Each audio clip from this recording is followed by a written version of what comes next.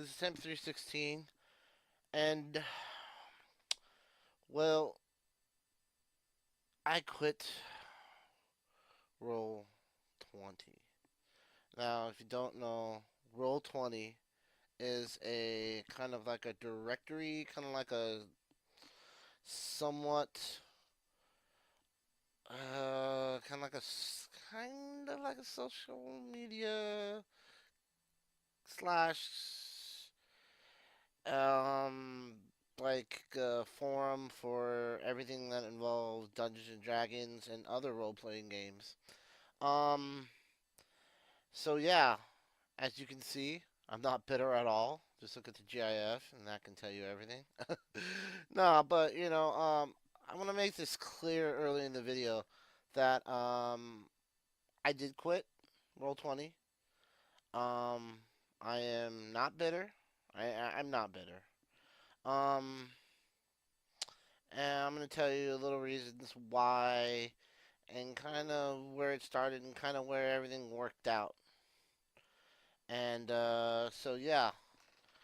Um, so basically, what essentially happened is around, I'd say around like the latter part of 2015. I wanted to um, find a Dungeons and Dragons game, and so I looked on the Wizards of the West Coast site, and they did kind of have like a small section for being able to find games. And I went on it, and a week passed. I didn't hear from it. I went back, check in, didn't hear from it. So then I basically what I did is I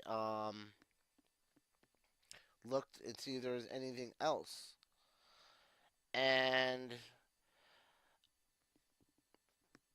I just Googled it and see if there was anything else. And the first thing that actually popped up, and I don't know why I didn't see this when I originally looked for it.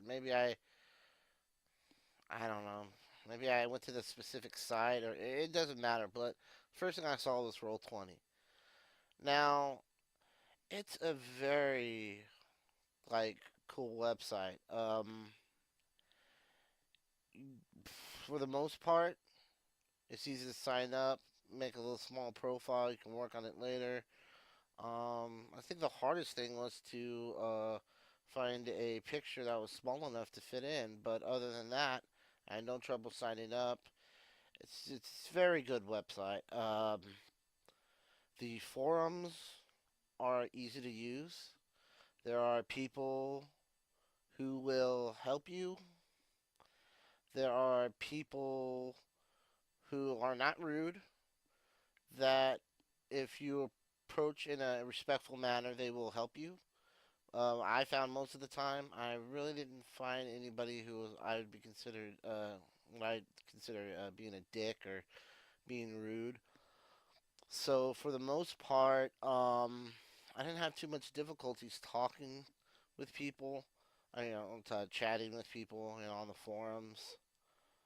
Of course, there are forums for everything down the line. What campaigns, the technical things about it. There's special applications you can use when you're having a session that are on the computer. Those additions and bugs and fixes, and then there's of course finding um, a group, and then it's just got this whole section that just has looking for groups, and you can fill out an application. There's D&D, there's Elder Scrolls, every kind of one you can find down the line. There's some you gotta pay for, but I don't know if that would work. If I paid for it, I guarantee you that you probably will not find very much satisfaction in your dollar that you get from that.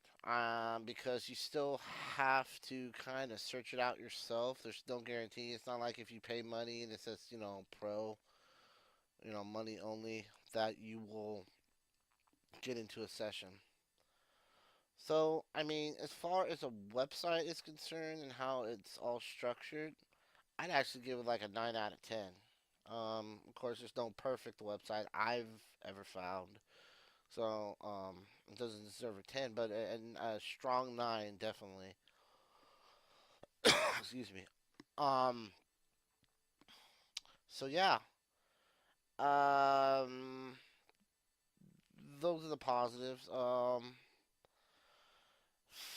The negatives is basically Rose ranks one thing and one thing alone, and that is, are you a player? Are you a DM or GM? Because if you're a GM, game master, you will have nothing but opportunities to find a group of players. Trust me. If you're a GM, you can find basically a group of people almost instantly. I mean, I'm probably not exaggerating when I say that because there are always people on there that are looking for a game. And you can see on Twitch, I'm not sure if they use Roll20, they might use a different system, but I mean, Twitch, they have all kinds of cool content as far as the D&D stuff, Dungeons and Dragons.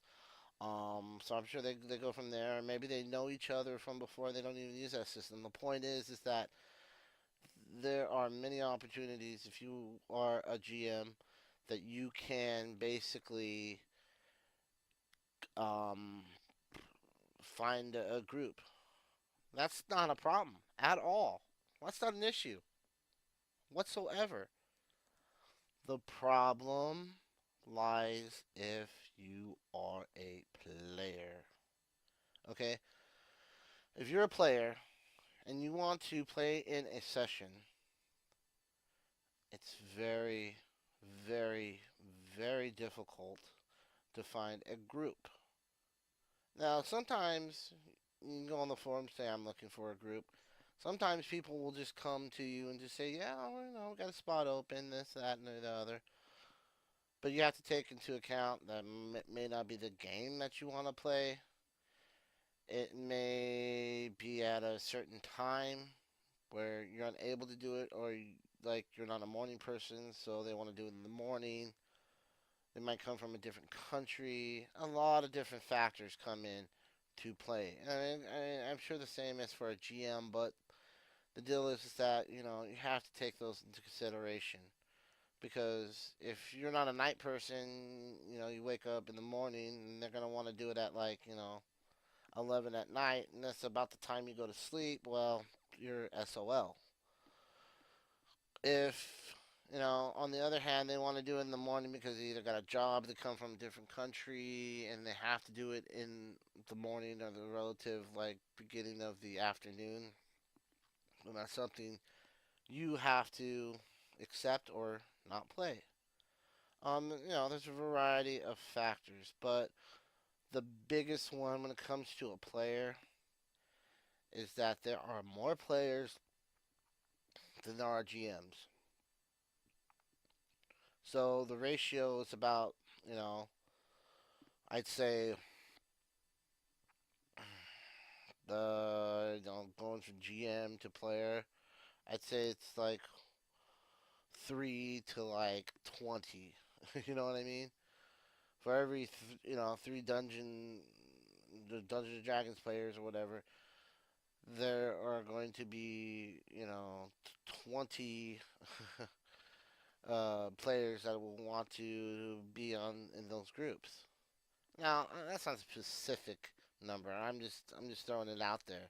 The ratio from GMs to players are radically different, and so if you want to if you want to play in a session, what you're gonna have to do, in my opinion, is you're just going to have to write some Like this is when I'm gonna wake up. This is what I'm gonna do. I want to talk on Skype and talk to the person. Okay, or through number or whatever communication. Text the guy.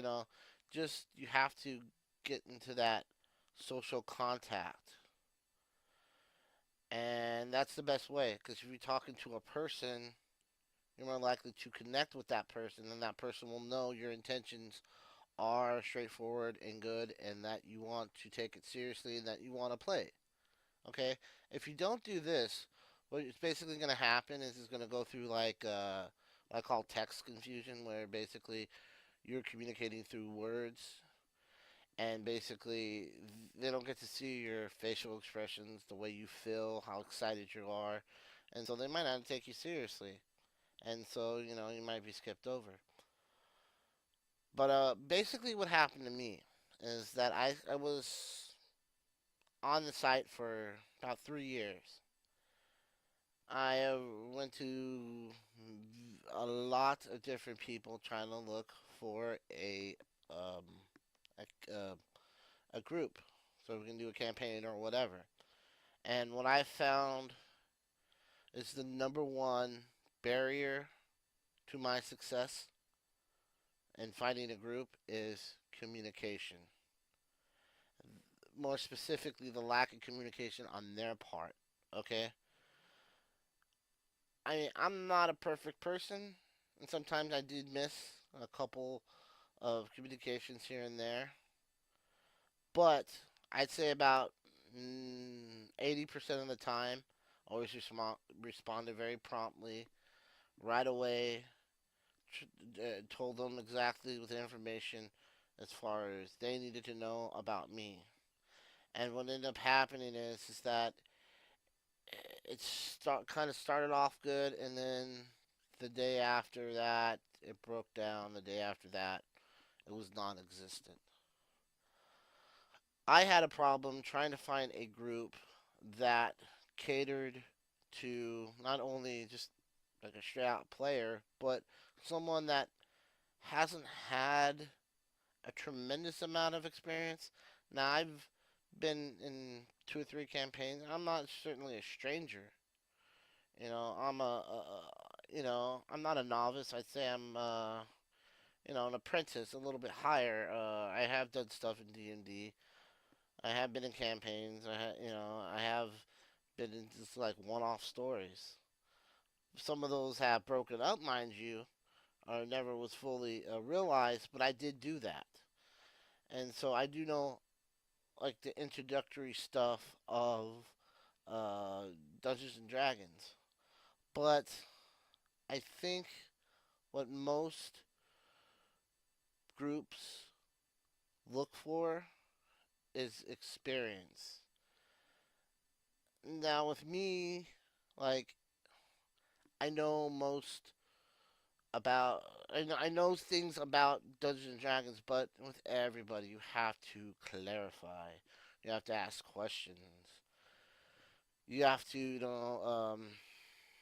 have to be inquisitive as a player, and it is up to the GM to basically tell you that information. And any GM that says, "Well, you should just know it offhand," that doesn't know what the fuck he's talking about, okay, or she talking about. And I think the problem is that you just have to get a group of people who like you.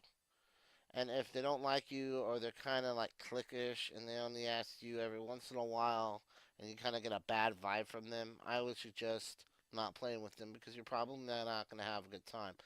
The last time that happened to me was years ago, and basically what happened is that the leader of the GM did not like me, and I was just rolling like natural 20s all day, and I was just doing stuff. I was just asking if I could do stuff. He's like, yeah, 20, 20, 20, 20 all day long, and that got him mad.